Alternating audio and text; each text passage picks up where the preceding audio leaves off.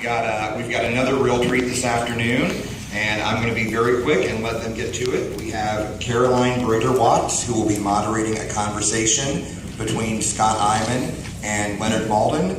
And I will just mention before they start that both Scott and Leonard will be signing their newest books in the lobby at 2:45. And with that, I'll turn it over to Caroline. Hello. Hi. Thank you so much for being here today. Let's first of all give it up for Cinevent in its 50th year. Yay!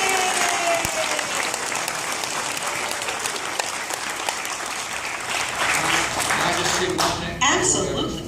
Have you no homes? I know, I'm glad to see you all here. It's just a surprise to see such a turnout. It's a great turnout. As Michael said, I'm Caroline Brader-Watts. I work for IdeaStream Public Media in Cleveland, Ohio, but very happy to be here in Columbus today. But before I moved to your beautiful state here about a year and a half ago, I lived in South Florida, and that is how I met these two gentlemen. Mr. Maltin, I first met at the Humphrey Bogart Film Festival. Did you know there's a Humphrey Bogart Film Festival? And it takes place where? Key Largo, of course. And we moderated a discussion, we shared a discussion on the films, of course, of Humphrey Bogart. Mr. Eyman I have known for about 15 years. He still makes his home in South Florida. He was the books editor for the Palm Beach Post for many years, which was our major newspaper. And when I was doing public media down in South Florida, he would come on my programs. We'd talk about directors and film composers and all kinds of things. Wonderful conversation. So it is a thrill to be back with these two gentlemen today. Well, the first question I want to ask, and I'll ask Mr. Maltin first, is where did this passion for film come from? For most of us, and maybe we can have a show of hands, mine started in childhood. I think most of us see films, whether it's with our families or we discover them on our own for a variety of reasons. That all seems to spring from childhood. What was it that caused that spark for you for film? I think it was the fact that when I was growing up in the 50s into the 60s, television was a living museum of movies. And being a baby boomer, I became a TV addict. And at that time, I'm not telling you guys anything you don't know. If there were younger people here, I'd have to explain it a little more fully. But I watched Laurel and Hardy every day of my life growing up. The Little Rascals, every day. Walt Disney every week. And then one golden period, the Mickey Mouse Club every afternoon. And all of these things left a deep, deep impression on me, and they're still the things I care about most today. So I think it all began there. And were those experiences you shared with your parents, with your family? Or was that something that was more solitary for you? I honestly don't remember. We only had one TV, I think, at that time. Imagine the deprivation. So I guess we must have watched a lot of, but a lot of it was early morning, late afternoon after school, Saturday morning, all of that. So those were kid time.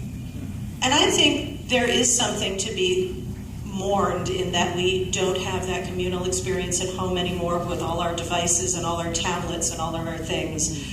When I was in the same situation. When I was a kid, I watched kind of what my parents watched, but that was a good thing because they watched really good things and they watched old movies, and that's where I got my spark from.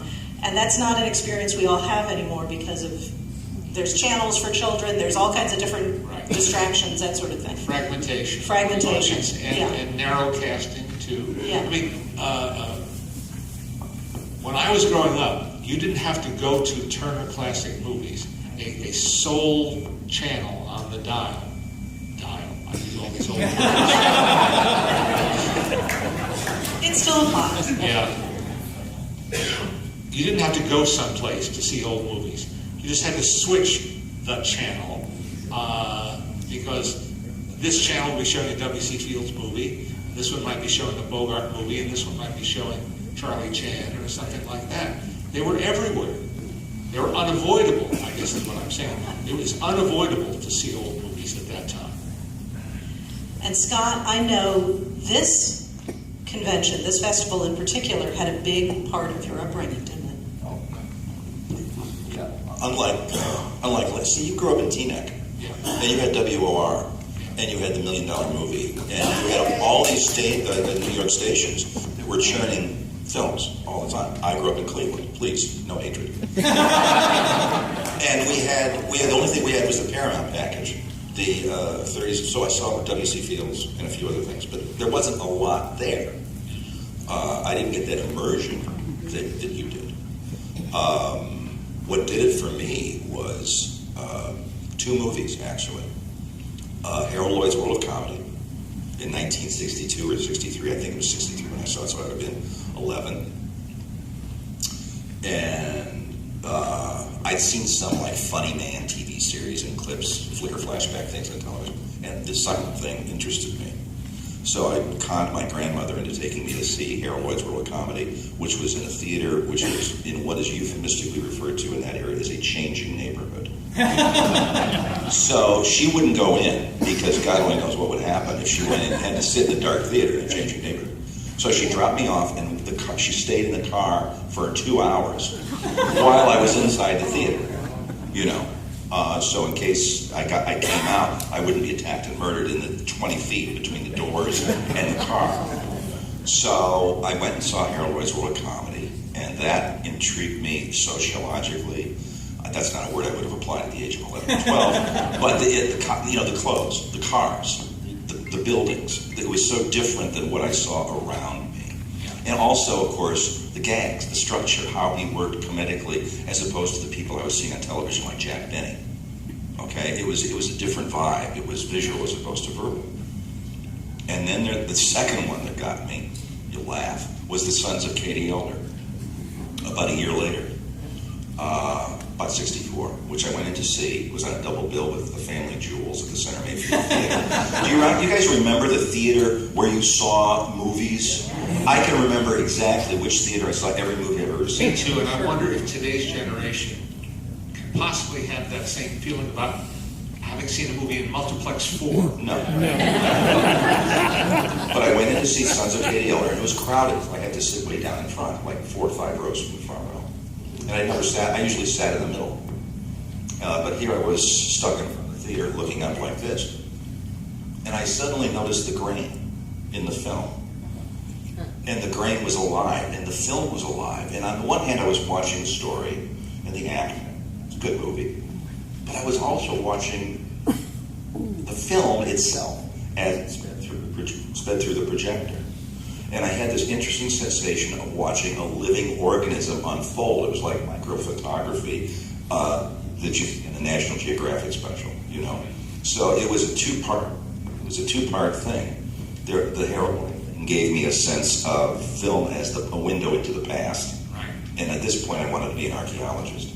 And the Sons of Katie Elder gave me a sense of film as a living organism that is constructed and architected, you know, and planned and planed.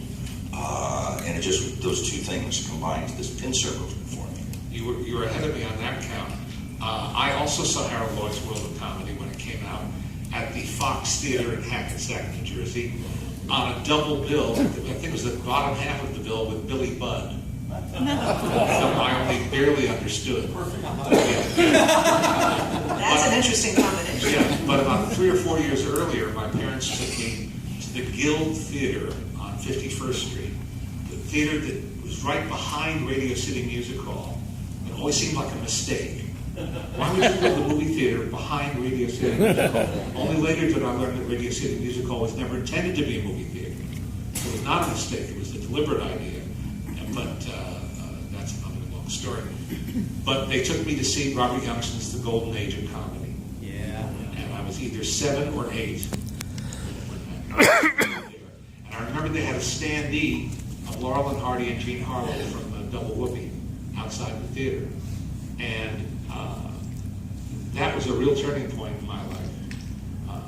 And it really did change things. Although somebody reminded me later, something I'd forgotten. They used to show silent comedy shorts on Howdy Doody.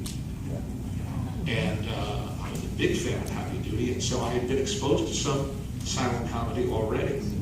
Not the ideals, setting for it, but the silent comedies just clicked. They really got to me. And I remember seeing Harold Lloyd. I stayed up late on a Friday night. He was the last guest on the Johnny Carson show on a Friday night to plug his movie, which meant staying up till 1:45 in the morning. And it was worth staying up to see him. And so that film really had an impact.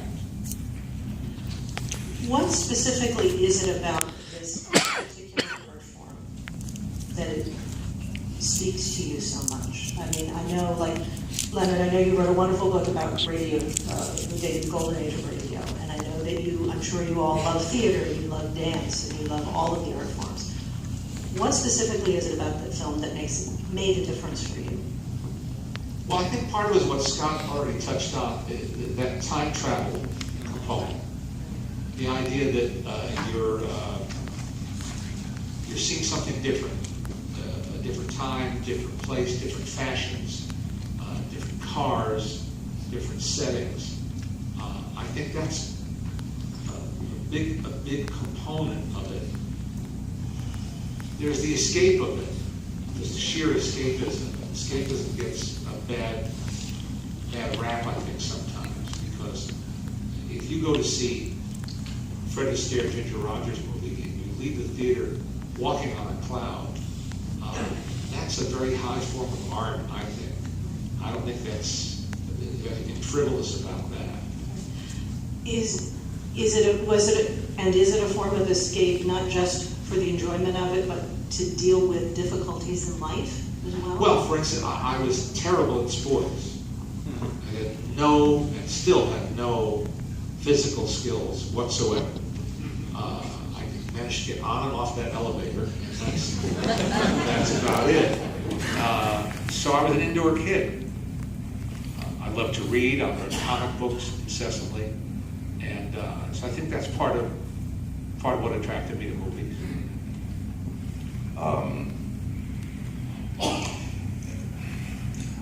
I didn't know this at the time. I've come to put this together over the years as I've grown older.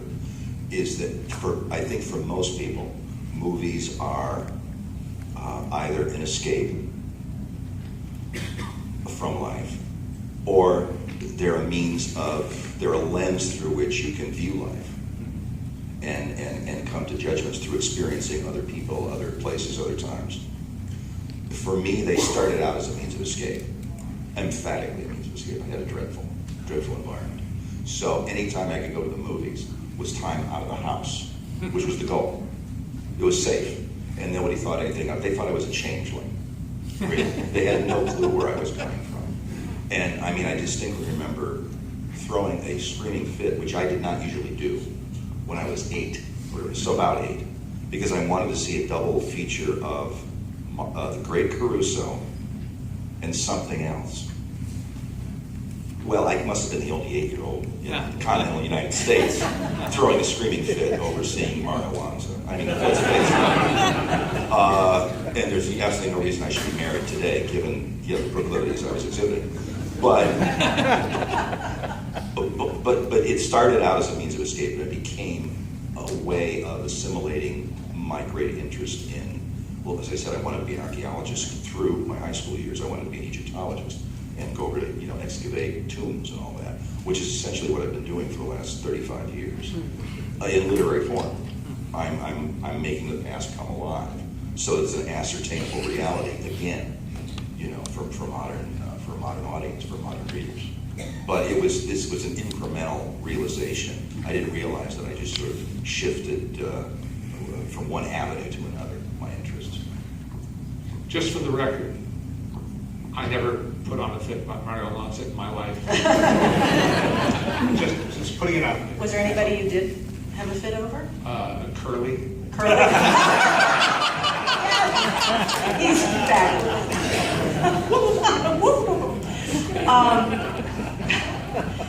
we both started writing and interviewing pretty early on, right? I mean, as teenagers. Yeah.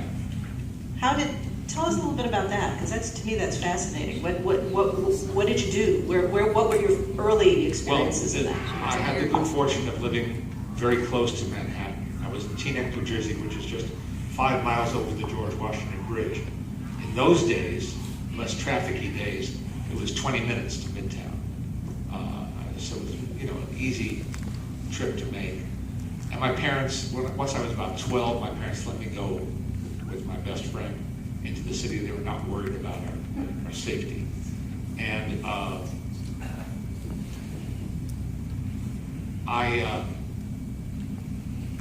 started writing letters. That's where it began. I wrote fan letters. I was big on that. And I got some wonderful, wonderful answers. And in the meantime, my first ambition had been to be a cartoonist. And I wrote to some of my heroes in that field. Like I wanted to be a cartoonist, and I sent some of my samples to Charles Schulz, who wrote back the kindest, most encouraging letter, very supportive, and a personal letter, not a form letter. And just a wonderful, wonderful gesture on his part. And he included in the package an original signed Daily Peanut strip, unsolicited. P.S. 30 years later, I got hired by United Media, his syndicator, to interview him in his studio in Santa Rosa, California, for a video that was going to accompany a traveling museum tour. So as they're getting the camera set, I told him that story, and he jumped out of his seat. He said, "We've got to get you something newer." Went over to one of his work tables and sifted through his Sunday pages, found a more recent original Sunday Indie Ink page, and signed it this time for Alice and me, and signed it Sparky, which was his nickname, which is great. So, sometimes luck and timing and coincidence play a role. And it's probably a really good letter, right?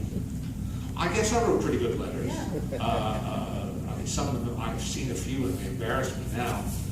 But like the time I wrote to William K. Everson, having just recently met him, telling him that I thought Metropolis was boring. I'm not reprinting that anymore. I defined myself more in the negative.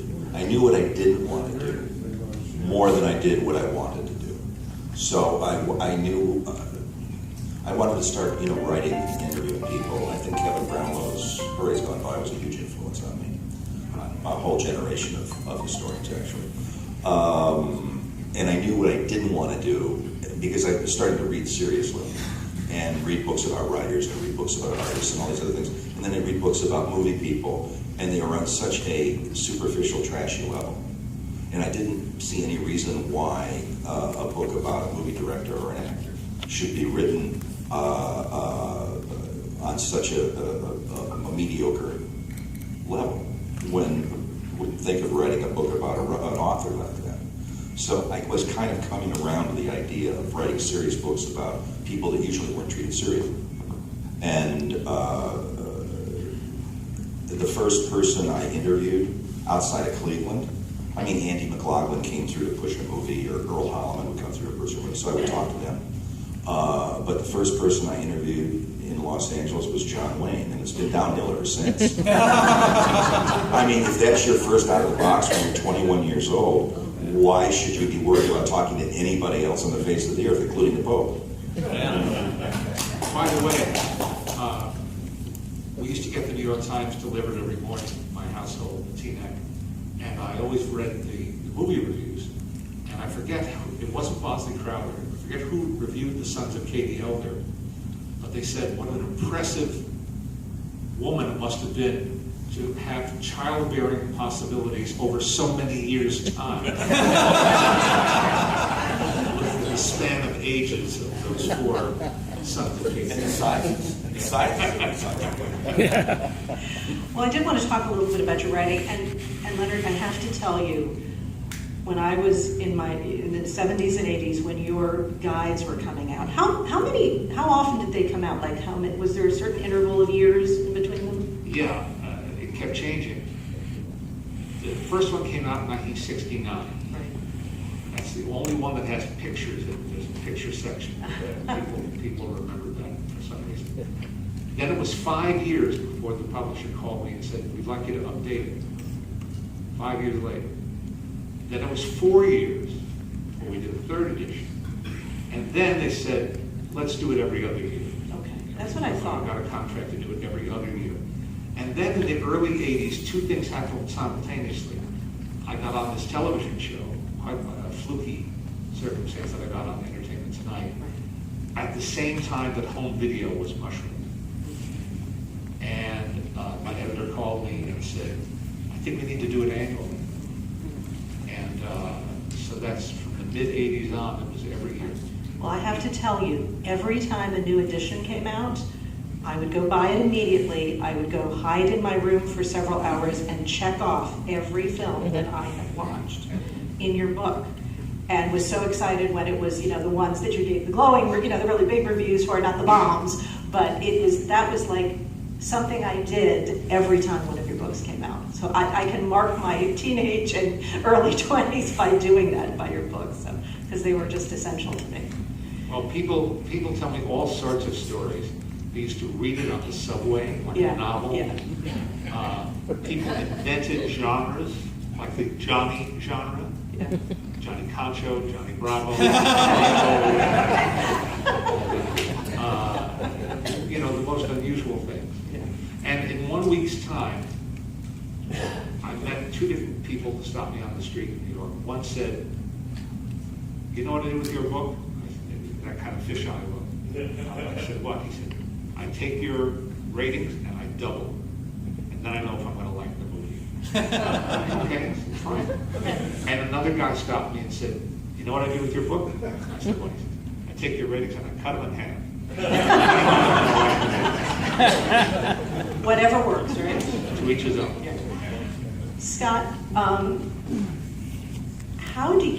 what's the process you go through in choosing whom you're going to write about? And the reason I ask that it really came into sharp focus for me. The last time we had a chat was in Florida when we were talking about your book about John Wayne. And I remember saying to you, when I grew up, John Wayne, frankly, was kind of a joke at that point because it was during the Vietnam War. That's what I remember from childhood, was the Vietnam War, and he was very patriotic and, supporting the war. And so I never had this vision of him like people who, saw his films in the 30s and 40s more like my parents did. And then when I saw your book for the first time and I saw the photo that had been selected, where I went, look at this gorgeous man. I never knew I really didn't know he looked that way. I didn't know that was John Wayne. I thought of John Wayne as a very stereotypical character. So it made me think, what's the decision process you have to go through to pick that person? And is it necessarily someone you're in love with or someone you think of as an exemplary person? What's the criteria? The cover of the book was the only real battle I had with Simon Schuster. I've known Simon Schuster for 30 years, and it's the only real to the mattresses we had. They wanted to use a picture of him with a gun and his cowboy hat on, and I said no, absolutely no. And they said, well, why not? I said, because that's the John Wayne everybody knows, and I want the cover to indicate that there's a John Wayne they don't know. Otherwise, what's the point? Why buy the book? If all you're going to do is regurgitate the man who shot the pictures and shoot Royal River. He's more than that. He's much more. And they finally backed down and they gave me the cover I wanted. Everybody was very happy. I was actually right one time. The process of choosing a subject is different now than it was then, 30 years ago, 28 years, whatever. Because I'm older now, and it has to be worth the price of the ticket. Because how much time do I have? Can I write 2 more books? Probably 3, maybe. Who knows? At some point, you pitch face forward. Now, of course, David McCullough's 85 years old. He's still working. That's great. He's lucky. He's got good genes. but you're not guaranteed that. So when I was 35 or even 40, somebody would suggest something, I'd say, that sounds like fun. I've never read that book. Sure, I'll do it. Now, I circle and circle and circle, and is this worth those years of my life I have remaining, 3 or 4 years that I have remaining? Is this guy, is this woman worth the time? So it's an entirely different transaction now than it was. As a reader, I'm going to interject and say Sure. yes, because Scott's book on John Wayne is the best book on John Wayne. Absolutely. And just as his book on Cecil B. DeMille is the definitive book on Cecil B. DeMille. I'm compulsive, but I've been tempted to actually discard some of my other books. They're taking up shelf space. A great compliment. Well, I mean it to be a great compliment, but it's also the truth. Yeah. And I'm too animal, I can't get through the other books. But if I could tame my instincts, I would just say, these are useless now. Because Scott's done the ultimate job. Right. But Scott, that's funny that you mentioned David McCullough, because I remember hearing an interview with him on NPR where he said the major reason he wrote the book on Harry Truman was because he had been writing a book or planning to write a book on Pablo Picasso, and he was such a dreadful human being. He couldn't imagine spending time writing about a dreadful human being. So he said, I'm going to write about somebody I like, somebody that's a nice guy. So that obviously figures into you as well. You know that old saying, no man is a hero to his valet? And I've heard biographers say that in different contexts, that when they get to really know their subject well, they become disillusioned. And I guess that's just part of the game.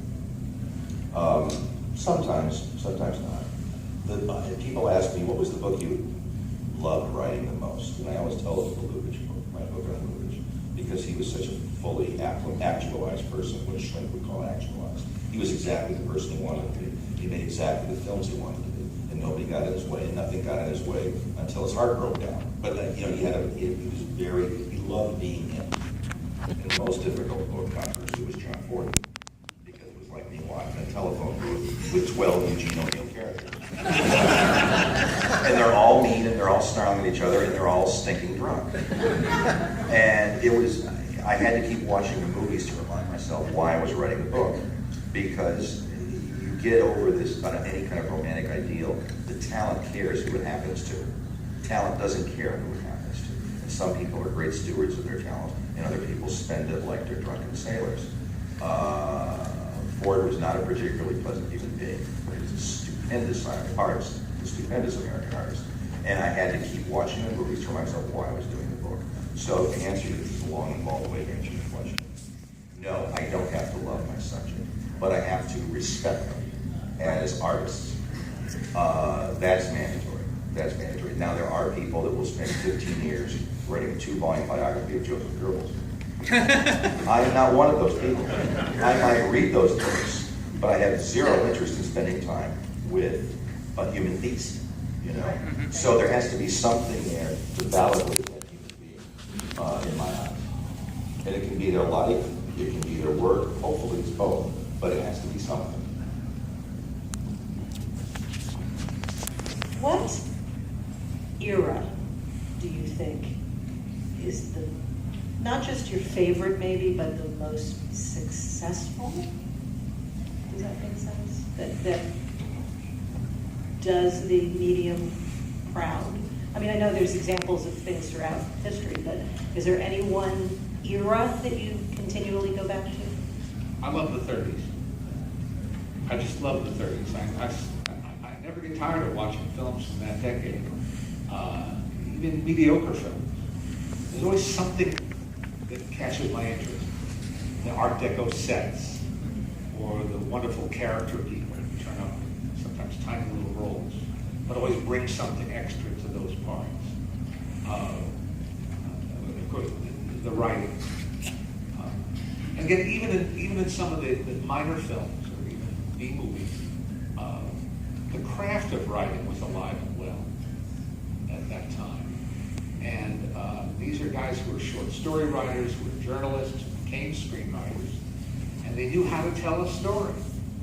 Maybe the story wasn't terribly inspired when they were kids, but they knew how to tell it with a beginning, a middle, and an end, usually in that order.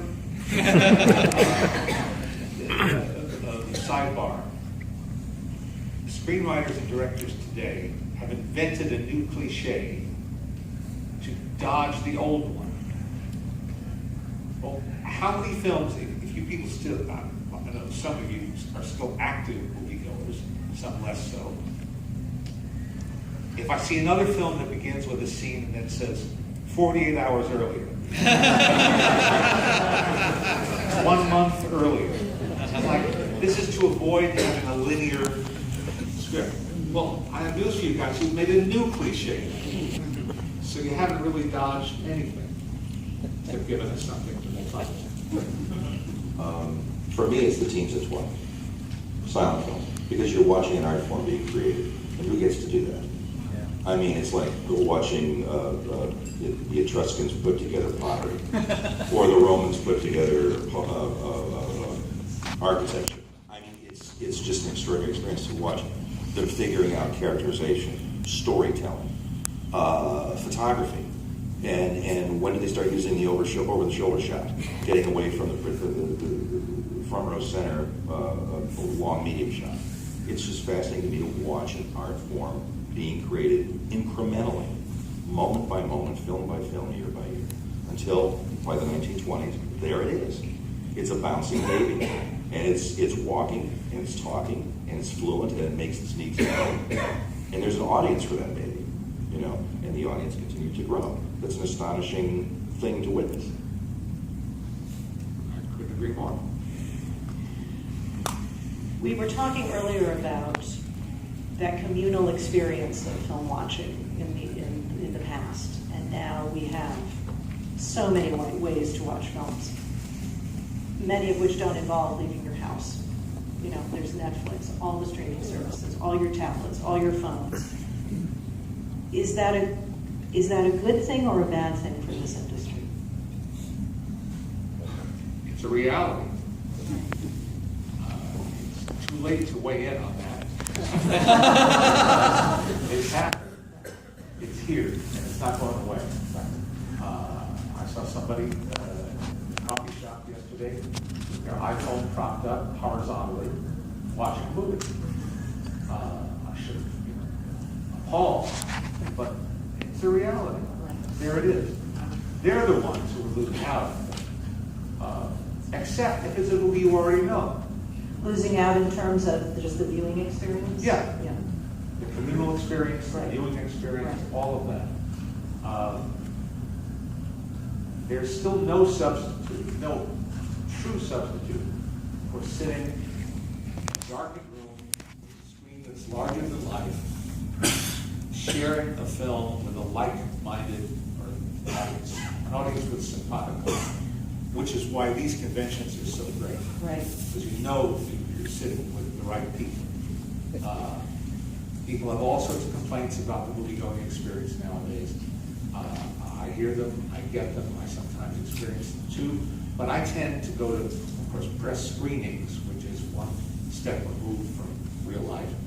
And but if I miss a film and I want to go to see it, or in Alphonse and I want to go see a movie in our local multiplex or art theater, or whatever it is, we don't go on Friday or Saturday night.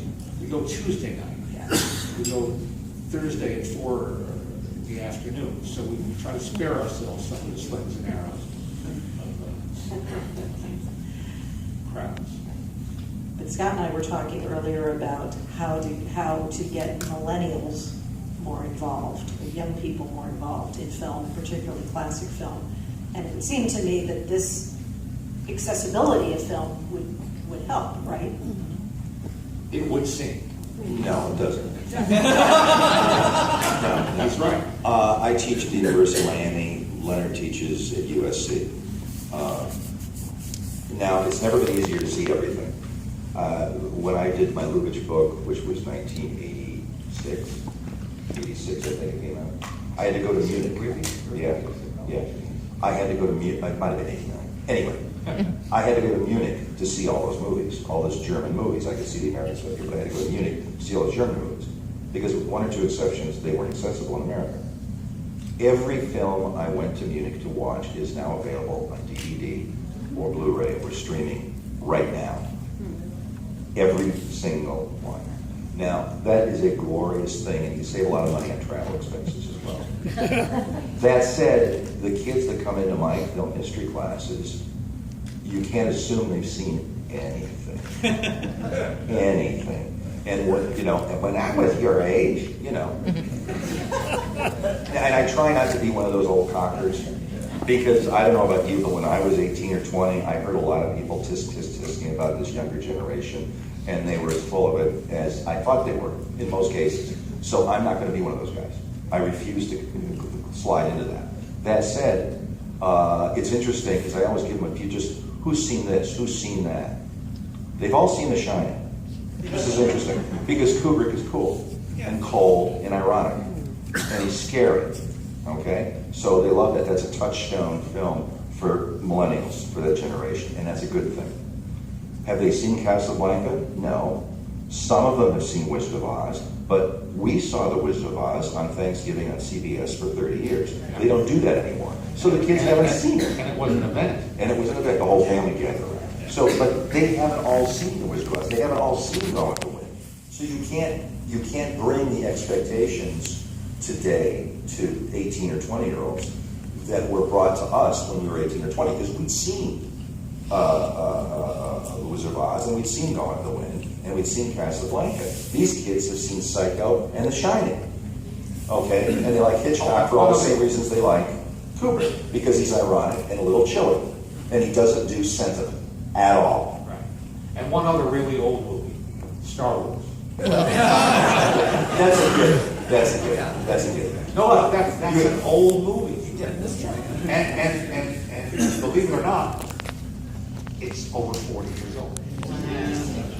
I mean, stop and ponder that. It's more than 40 years old. Yes. We're going to get to Q&A in just a moment with you all, so if you have questions, get them at the ready. My final question is, and it's just kind of one of personal envy. I envy you guys so much, because I follow you on Facebook and Twitter, and I see your exploits around the world. Is this going to these festivals, writing and meeting fascinating people? Is this the life you imagined when you were a teenager? I dare not imagine this. I just followed what I thought was my natural path. Other people found it really unusual. What's this 13-year-old kid doing writing a column, for the Eagle Collector magazine? But I saw no reason why not.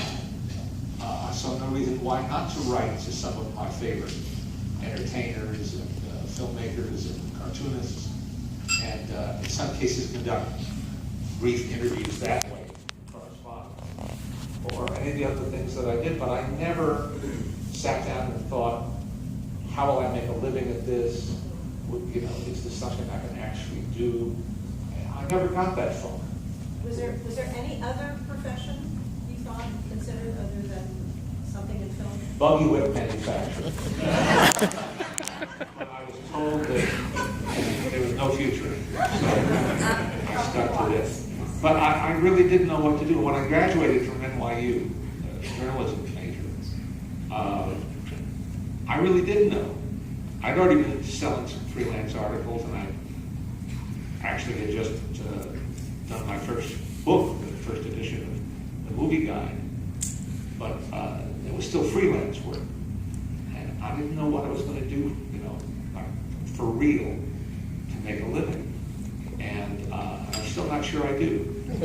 But I've been very, very lucky. And again, I can't emphasize enough about luck. I know all those things, opportunity knocks, you have to be ready to open the door, and all that's all true. It's all true. But luck's there too. Yeah. No, if the 20, well, you got an early start. We met 49 years ago. literally 49 years ago at the Rochester Synagogue. And you were already writing. And I was looking at you. We were talking to Cullen Landis. Yeah. No, Colin Landis was at the Milwaukee. Okay, but we were talking to somebody, and we had just been introduced, and I was looking at you thinking, my God, he's getting published all over the place, you know? And I didn't have any clue as to like how to access that on-ramp. So no, if the 25-year-old me saw me now, the 25-year-old me would say, you got it made, brother. How did you pull this gig off? You know, because I mean, yeah, I'm far beyond what my very limited expectation, because I'm a glass half empty guy. Leonard is a glass half full guy. Okay, this you need to know. He's one of the most benevolent, gentle-spirited people you will ever meet in your life. I'm not necessarily. But, you know, I always scale my expectations down. And I have astonishingly bound beyond my limited expectations of 40 years ago. And a lot of it is well, fortune favors the prepared, let's face it. And we both work very hard. And we both married precisely the right women. Yes, we did. Which is crucial. Yeah. Which is crucial. Let's not kid ourselves. But I don't know that luck has that much to do with it, actually. I think delivering on the promise it has a lot to do with it. I think Woody Allen said, the harder I work, the luckier I get. Yeah, very true, very true. Okay. Are there a few questions? I think there are. I think I saw your hand go up first. I will repeat the question if we can't hear it, so go ahead. Yeah, for both of you, what are some movies that we might be surprised to learn that you think are overrated? Movies that they think are overrated. A Place in the Sun. I've just never fallen under the spell of that movie. And I saw it once at the Museum of Modern Art with an audience. And the scene where Raymond Burr smashes the oar on the rowboat is a demonstration of how the crime took place. People laughed, and I didn't blame them. It seemed kind of outlandish to me. I mean, that great famous scene, you know, the ultra close-up scene with Montgomery Clift and Elizabeth Taylor. That's very, you know, very powerful stuff. But that's one scene. The film just doesn't do it for me.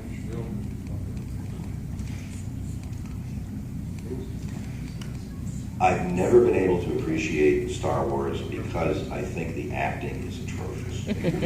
I mean, really bad line readings. And I mean, the middle of the dialogue is not great. You know, it's, we'll head them off with the Death Stars, that kind of thing. But I mean, I was sat there opening weekend thinking, you know, the theater's packed, and I'm thinking, these kids are awful. Where did they find them? And Mark Hamill has gotten much better. Yeah. He actually gave a very nice performance in that thing that was out last year. I thought I never knew he could act because he never really got a chance with George Lucas, you know. But he's actually very good in that film. But my God, the acting in the original Star Wars, to this day, it's hard for me to watch it. But it's maybe a peculiar thing to me. I have a question for you both. Did you either meet or have a favorite time that you saw my favorite actor, Victor Jordan? Oh, no, I regret that I never got to meet Victor Jordan. Do you have a favorite movie that you saw? He's so good. Well, he's great as Injun Joe. He mentions the Tom Sawyer. That was memorable when I saw it as a kid. He's scary.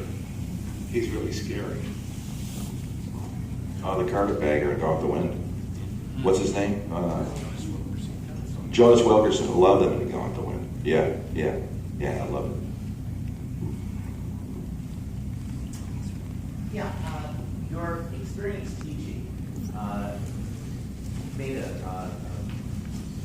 echo with me because I taught for 40 years at the University of Illinois film history. And I was always charmed by the fact that at the end of every semester, a student would come up to me and say, "Oh my God, I never realized black and white films were wonderful." And I'd have students who'd come up and say, "Gosh, I can go home and watch Turner Classic Movies with my grandmother now and really enjoy them." So I wondered, first, Are there any similar experiences that you've had with your students that you could relate, that they have reflected the enjoyment of your courses? And the other question, real quickly, is to ask, of your writing projects, are there any that you wish you had done that you would like to still do, but are worried that you couldn't do? So 2 questions. Oh, sure, you want to pass that one off. I don't have a good answer for the last question. I've written proposals over the years that didn't come to fruition, but none of them linger with me in particular. The first year I taught at USC, which was 20 years ago, to tell this short, it's a contemporary film class that I inherited. It's not of my making. So it's not a film history class. We show new films just before they open, and we have some of the filmmakers there for Q&A. But when I found out how little they knew of any sense of film history, I said, maybe on the last night of class, I'll show an old movie and have somebody from the old movie do it. This is 20 years ago. And the first semester, I invited someone I'd known for a long time, Gloria Stewart. And by this time, they'd all seen her in Titanic. And Universal was coming to loan us a 35mm print of John Ford's Airmail, the 4th movie she ever made. And that was a great night. The second semester, I said, and I thought another good match. I got a 35mm print of To Be or Not to Be, and Robert Stack came. And they all knew him from television. You know, he was everywhere at that time. And at the end of that night, one of my students came up to me and said, I never would have watched this movie. And now I can't wait to see it again, and you got me hooked. And I wanted to hug him. I really did. I wanted to say, you just made my whole year worthwhile. And you know the feeling. So.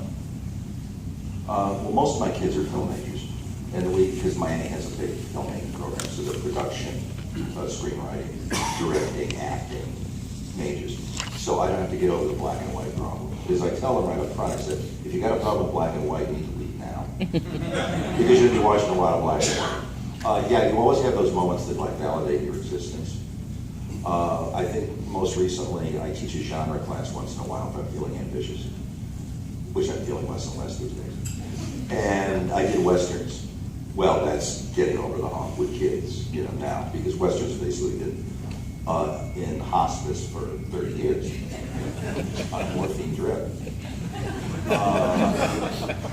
But you know, we ended up with, we didn't end up, but Once Upon a Time in the West. And because they'd also seen My Dark Twain. And I got into this thing about, okay, this is how 2 different directors use the same actor. An extraordinary actor with a sense of silence, deep silence with it, and a minimalist actor. And that made it come alive for them because I was talking about things like technique, and because he's the same actor doing some of the same things to different effect. But this girl came up to me, a bright kid, and she said, Once Upon a Time in the West, that's my favorite movie. I said, in the chorus, she said, of all time. Of all time. And when my work here is done, I can fall face forward. You know? Because if you can make them come alive in a way that they wouldn't have imagined they could, simply by showing them something and explaining, giving them the basis for why this matters and why this actor matters, you know, then you've done something because you've opened a door that they can walk through and spend the next 60 years of their lives walking through. And that's a big deal. I haven't seen any ladies' hands up. There you go. Thank you. Let's hear from a lady. Thank you guys for sharing your lives with this. This is really fun. Part of my movie-going experience is the smell and the taste of popcorn. That's something I can't get at home. When I go to the theaters, I see them getting run down. Even the AMCs around here, they're getting run down. They're understaffed. It makes me afraid the owners are just letting them kind of run out. In your crystal ball, Are the theaters going to go the way of blockbusters? Are we going to lose that experience? Some are. I think some are, but I don't think moviegoing is going to end. Not when they can make, hundreds of millions of dollars in one weekend. Yeah. Oh, by the way, last weekend, Deadpool 2 made $125 million and is considered a disappointment. Direct quote. Those are the crazy times we're living. But no, first off, when they have those event movies, everybody wants to go, especially young people in particular, of course. They want to be there that first weekend. They want to be, with the crowd. They want to be able to talk about it with their friends right away. We used to call it, water cooler conversation for Monday, but now it's they're tweeting about it, Facebooking about it. So there's that. There's also the fact that moviegoing is a social experience. It's not just watching a movie. You can do that at home, but a social experience. You're going out. Maybe you're taking a date out. I don't know if anybody does something as prosaic as that anymore, but if you're going with a bunch of friends. My wife frowns on it when I do that. So I don't think that's going to go away. The problem, of course, as you already know, is the smaller movies, the mid-range movies, as they call them, that aren't event movies. Harder and harder to get people to go out to see the independent films, foreign language films. There's few documentaries that get theatrical release. They're fighting an uphill battle. But there are people who still believe. There are owners of some of those theaters and managers and brokers of some of those theaters, and they still believe. And, I don't think it's going to disappear. But then, as Scott said, I'm an optimist. Yes. I think the herd's being culled. He's right about it gets hard. It's never been easier to make a movie. It's never, with a bunch of friends, and it's because it's not expensive. You can make it with your iPhone, and you can cut it on the iPhone, and it'll look okay. It really will look okay. It's never been harder to get it seen, and it's never been harder to make any money off of it. That's true. That's also true. So, I guess I'm glad I'm a writer and not a filmmaker. I never thought I'd say that. We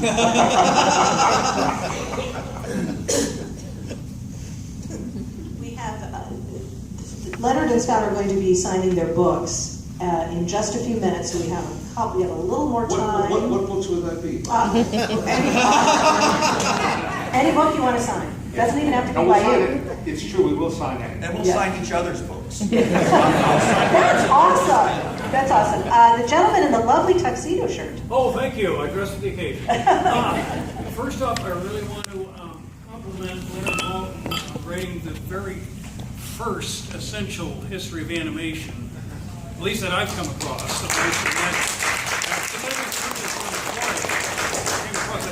And you were talking about how hard it is to get new generations interested in movies like, Casablanca, Citizen Kane. Is there a difference between that and animation? Well, no, animation is an easier sell because kids love cartoons. So if you get your kids or your grandkids hooked on Dumbo or Snow White or Bambi or any number of the Disney classics, or you start showing them the Warner Brothers cartoon when they're young, that's an easy sell. And so and then with luck, their palate will mature, and they'll try more unusual, different kinds of animation as they grow older.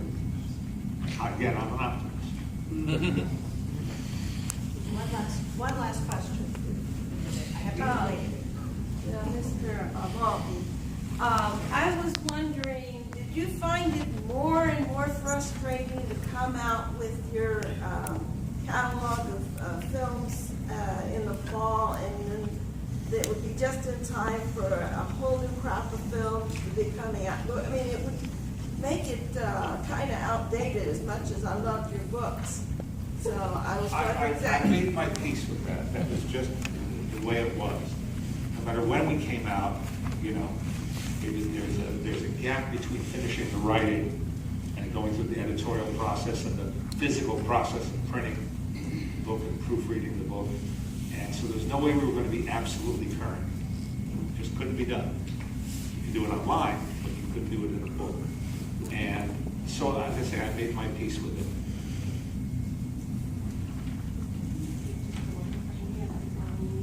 Oh, you bet. Oh, of course. So, in that, Oh, fine. Yes, please. With a monkey shirt sorry, on. our young. Excellent choice in shirtwear. This is for Mr. Maltin. You're a famous film historian, so I was wondering, when you meet famous celebrities, do you ever get shy? Sure. I try. The challenge is to act. I put on a performance for myself. Performance is to appear calm, to feel at home with them, to not seem intimidated.